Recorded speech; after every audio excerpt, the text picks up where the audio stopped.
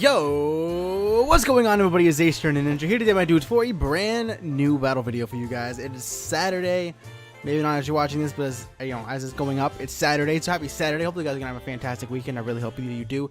Keep your eyes peeled because hopefully later this afternoon, if you guys are watching this on the day that it goes up, we will have a live stream. So keep your eyes peeled. And if you're new around here and you're watching this on Saturday, October 6th, subscribe to the channel. Keep your eyes peeled. Stream later on some Wi-Fi battles, hopefully, maybe some shiny hunting as well, depending on how much time I have. No promises, but keep your eyes peeled. Anyway, enough of that.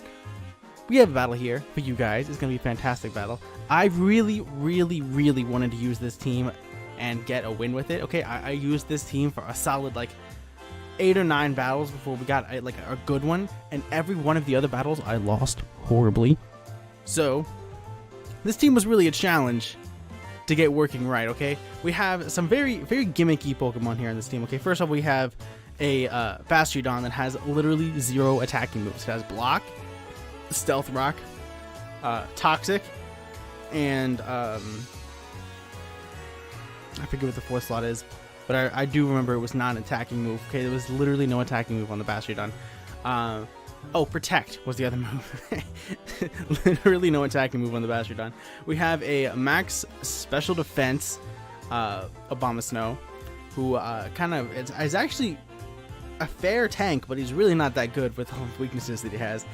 We have a the B-Barrel it has 2 things that it potentially is running, and I think in this battle it actually is holding a Water Neem Z, but I also have Assault Vest that I've put on it a few times for a few battles, and it's actually really good with the Assault Vest. It eats hits that it's not expected to hit or to live. It's really fun to use. We have Choice Banded Beartic with Slush Rush, who was really like the main MVP of the team. He was really the one that I built the team around, was just using the Beartic to just sweep and do as much damage as possible. It was super fun. We have Drampa with Berserk, who is pretty much just like a special sweeper.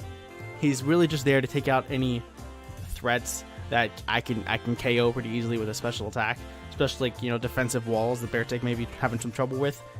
That's really where our boy Drampa shines. And then we have a Whirlpool, what is it? Whirlpool, Parasong, Ice Sharding, Aquatailing. Was it Aquatail? I think it's Aquatail. Anyway, our Dugong is really just kind of a trolley set. So this team has been a lot of fun to use.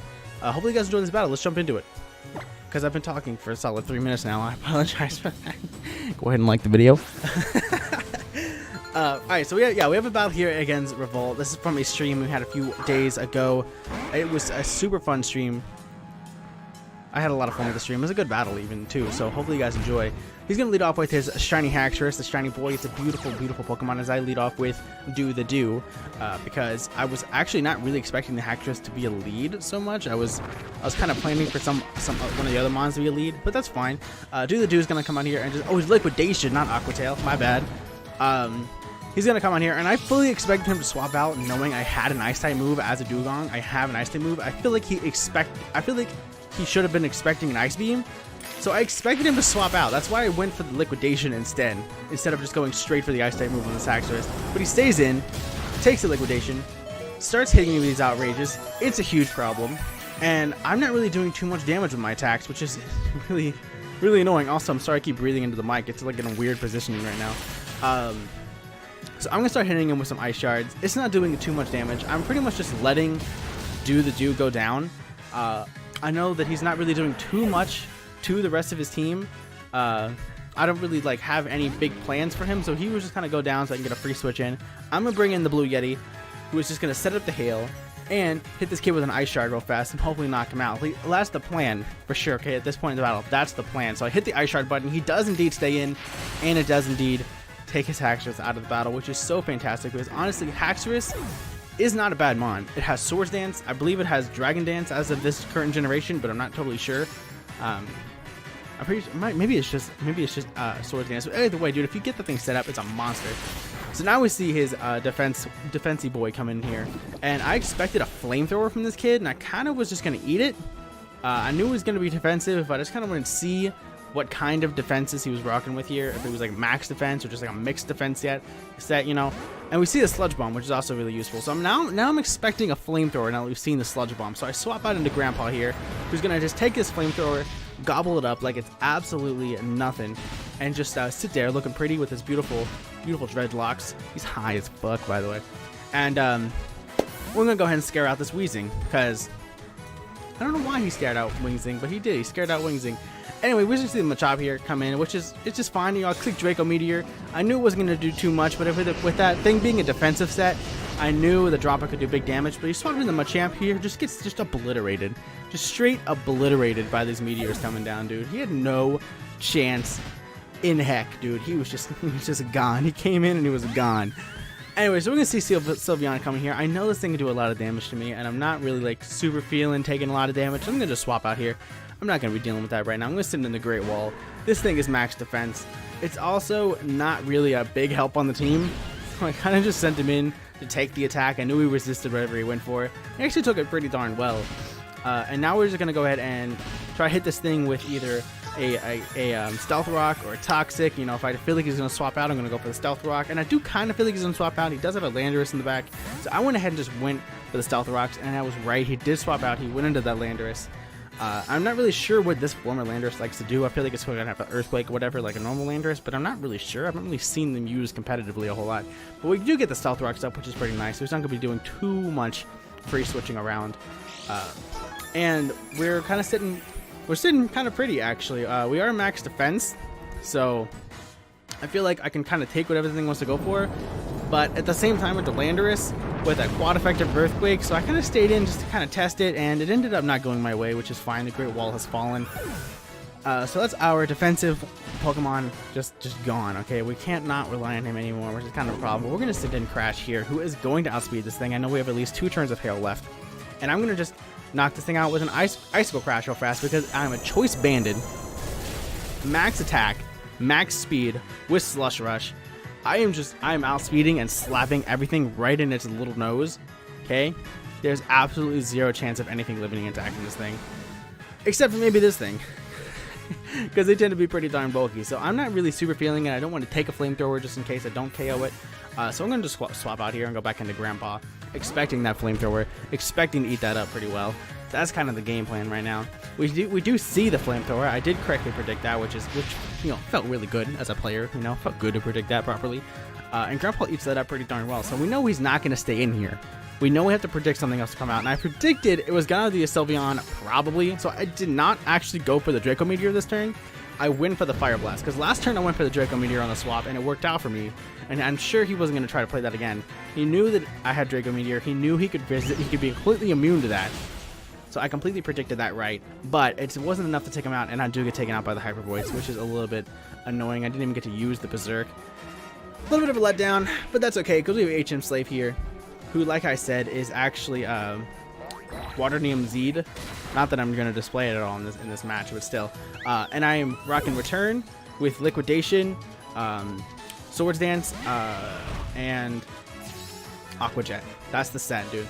And Return actually hits pretty damn hard on this thing, honestly. Look, watch how much it does to this Venusaur, dude. Watch all this damage. Look at that. Look at that beautiful damage. Of course, now he just goes for a Giga Drain, and it's kind of GG. You know, I don't take that very well at all. Plus, he's gonna heal himself back enough that I can't take him out with another Return. So I'm pretty much just gonna stay in here, click Return, and expect to die. That's kind of my game plan, because I still have Yeti in the back, and I still have Crash in the back, and I'm kind of leaning on those guys to get the job done here today. I'm going to click Return. I'm going to get a fair chunk of damage off. It's not going to be a whole lot compared to last time. And we're going to get taken out with a quick Giga Drain. But that's okay, because now he's going to be sitting at around half health. And we have 2 Ice types in the bag to take this thing on. Now I know it has Thick Fat, thanks to its evolution, and I know it has Thick Fat.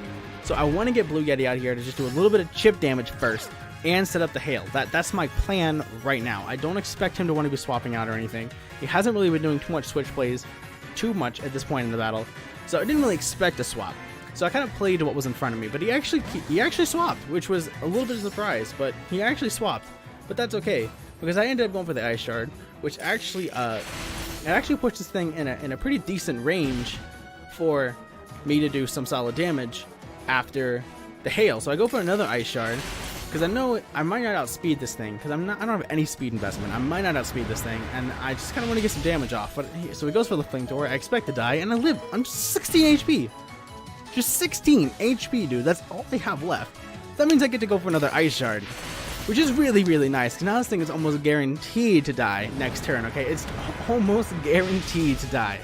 Because he doesn't have any sludge. He doesn't have any black sludge to heal. He doesn't have any healing moves, as far as I know. I don't think it gets to recover or anything, right? I don't even know. I haven't really run a wheezing. We have Crash here left, who's full HP, Choice Banded, and here to do the darn thing. We're gonna click Icicle Crash and just sweep up the rest of the team, man. Late game sweep. Only 2 mons left, but whatever. You know, it is what it is. He's gonna clean up for us and win this battle for us, which is Beartic. If you could play a Beartic properly, Beartic is a menace. Let's be honest. Beartic and Beware, dude. Both Boo. Beartic and Beware, Boo. they're both kind of like underdog mons. Okay, you don't really see them too terribly much, but if you are someone who's in the competitive scene regularly, you already know these mons can be a menace if you let them get their grubby little paws on some set of moves or something, or they're played properly. And that is a case of a Beware, or of a Beartic coming in at the end of the game and being played properly. Not to toot my own horn or anything, but that was a well-played Beartic. Hopefully you guys enjoyed that battle. If you did, make sure you drop that like for me down below. It really does help out a lot. Subscribe to the channel if you guys are indeed new around here. We upload content every single day that I'm available to. We've been slacking on the consistent uploads recently, but we currently have a Let's Play going on, Pokemon Diamond, as well as we have Wi-Fi battles going up as often as possible. And I've been thinking about introducing something new for the holiday season. So keep your eyes peeled for something like that if you guys are indeed interested in that subscription. But with that, I'm making up out of here. Hopefully you guys enjoyed the battle, and I'll see you guys all in the next video. Peace.